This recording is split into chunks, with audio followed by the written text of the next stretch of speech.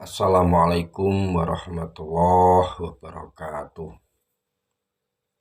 Perkenalkan, nama saya Tumariono. Saya adalah mahasiswa dari PJJ Syekh Nurjati Cirebon. Di sini saya ingin berbicara terkait sejarah dan ruang lingkup ilmu hadis. Ulumul hadis atau ilmu-ilmu hadis merupakan cabang ilmu yang perlu diketahui oleh umat Islam khususnya. Sebagaimana telah kita ketahui, hadis adalah segala perkataan, sabda, perbuatan, ketetapan, dan persetujuan dari Nabi Muhammad Rasulullah SAW dan ketetapan ataupun hukum dalam agama Islam selain Al-Quran. Ulumul hadis berarti ilmu pengetahuan yang membahas terkait apapun yang berhubungan dengan Rasulullah SAW, baik sabda beliau, perkataan beliau, pekerjaan beliau, ketetapan beliau, dan lainnya. Maka segala ilmu yang membahas masalah hadis pada berbagai aspeknya berarti termasuk ilmu hadis, dan di dalamnya itu terdapat berbagai cabang.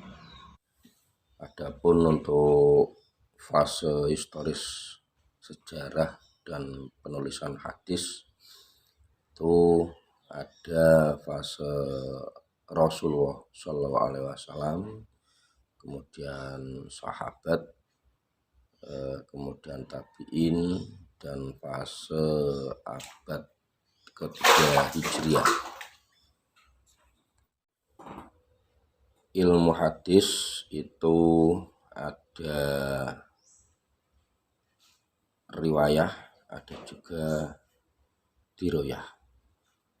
Untuk pengertian ilmu hadis, riwayah itu ada yang menurut Dr. Nuruddin adalah ilmu yang membahas ucapan, perbuatan, takriri atau ketetapan, dan sifat-sifat Nabi SAW serta periwayatannya, pencatatannya, dan penelitian lafaz-lafaznya. Untuk ilmu hadis diroyah, pengertiannya adalah pengetahuan mengenai hakikat, macam-macam dan hukum-hukumnya, dan mengenal keadaan para periwayat hadis atau ar-rawi dan syarat-syaratnya, dan juga mengenai macam-macam hadis yang diriwayatkan al-marwi, serta mengenai segala yang berkaitan dengannya. Ini pendapat yang dikemukakan oleh Ibnu Al-Akfani. Para tokoh dan hasil kajiannya ini ada di Madinah. Di Madinah itu ada Muhammad Ibnu Sibah Al-Zuhri. pada tahun 51 sampai 124 Hijriah. Kemudian ada juga Ibnu Ishaq yang wafat pada tahun 151 Hijriah. Yang ketiga ada Malik bin Anas. Ini pada tahun 93 sampai 179 Hijriah. Kemudian yang di kota Mekah itu ada Ibnu Jurayj pada tahun 80 sampai 150 Hijriah. Kemudian di Basrah ada Hamad Ibnu Salamah pada tahun 176 Hijriah. Ada juga di Kufah.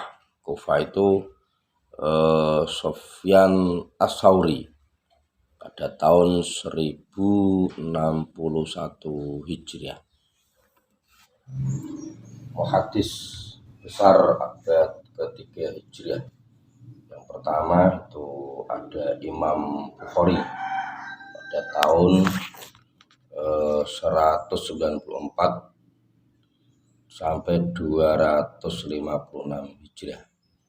Kemudian ada Imam Muslim pada tahun 204 sampai 264 Hijriah. Ada juga Imam Abu Daud pada tahun 202 sampai 276 Hijriah.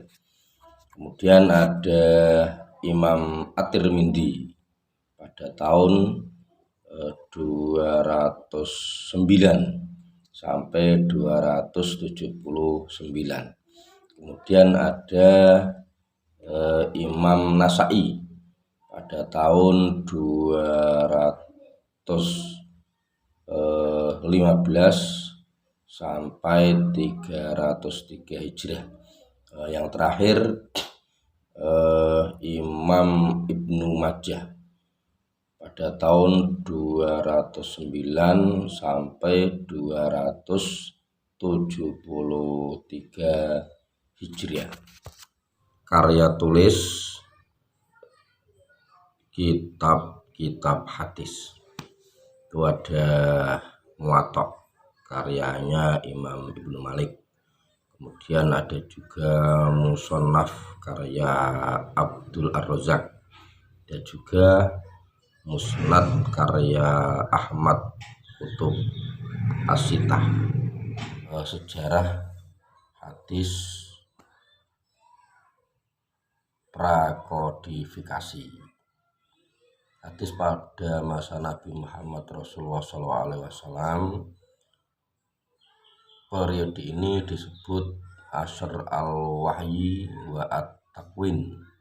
Kemudian ada perkembangan hadis pada masa Khulafa Ar-Rasyidin pada tahun 11 Hijriah, periode keempat. Periode ini disebut Ashr at-Tasbut wa al-Iqlal min ar-Riwayah. Kemudian ada juga kelanjutan perkembangan hadis pada masa Khulafa Ar-Rasyidin pada 11 Hijrah periode 4 Asyar. Periode ini disebut Tasbut wa al-Iqlal min al-Riwayah. Dilanjutkan juga lanjut ke periode selanjutnya. Ini ada perkembangan pada masa sahabat kecil dan tabi'in. Periode ini disebut Asr Intisar al-Riwayah ila al-Amsar. 4 unsur dalam riwayat hadis itu yang pertama ada sanad. Sanad itu tempat bersandar, urutan para perawi hadis yang kemudian berlanjut kepada matan. Kemudian ada yang namanya matan. Matan itu adalah tanah yang keras dan naik ke atas. Perkataan terakhir dari sanad. Ada juga yang ketiga namanya rawi.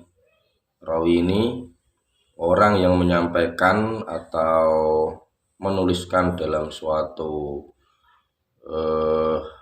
kitab apa yang didengar atau diterima dari seseorang.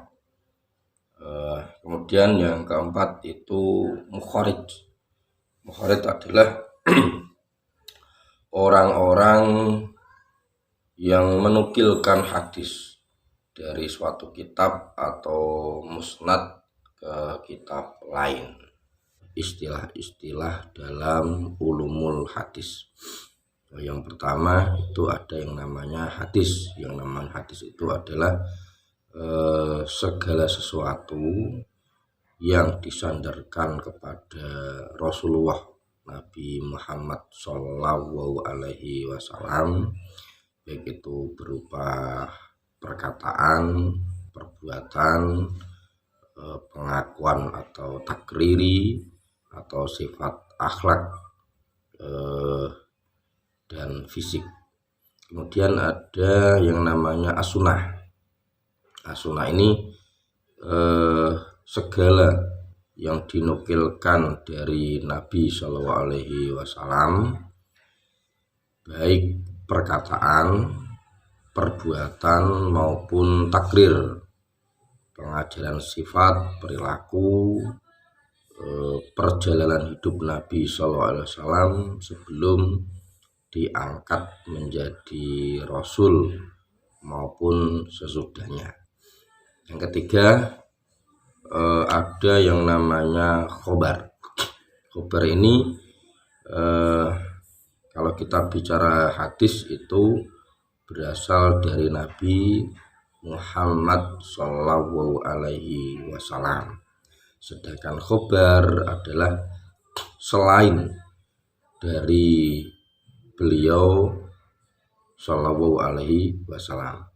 Yang terakhir, yang keempat itu ada namanya athar, yaitu sesuatu yang disandarkan kepada para sahabat dan tabi'in, baik berupa perkataan maupun perbuatan. Selanjutnya kita bicara tentang cabang ilmu hadis. Yang tentang cabang ilmu hadis, yang pertama itu ada ilmu rijal al-hadis. Kemudian yang kedua ilmu jahr wa at-ta'dil. Ini ilmu yang membahas tentang kecacatan dan keadilan seseorang. Lanjut yang ketiga itu ada namanya ilmu fanil mubamat. Kemudian yang keempat ada ilmu iklal al-hadis. Ilmu ini membahas sebab dan tersembunyi, membahas sebab yang tersembunyi yang dapat mencacatkan kesahihan hadis. Lanjut yang kelima itu ada namanya ilmu gharib al-hadis. Ilmu ini menerangkan